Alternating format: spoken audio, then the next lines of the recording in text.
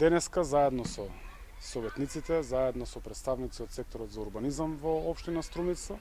сме во посета и вршиме увид во општинското основно училиште Маршал Тито во населено место Муртино.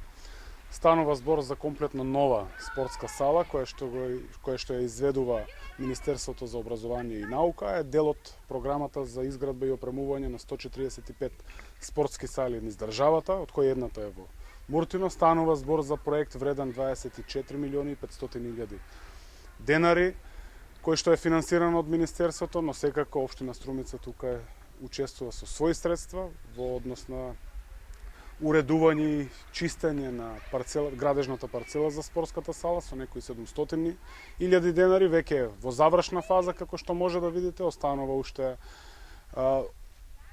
опремувањето на полиуретанската подлога во внатрешноста на салата и секако тука дополнително општината ќе издвои средства за приклучок на салата на топловодната пумпа за затоплување на истата.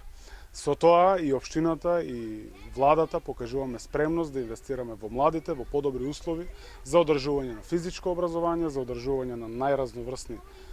најразновидни видови на спортски настани и секако тоа е бенефит плюс за жителите на населено место Муртино. Вреди да се спомене во овој момент дека по завршување на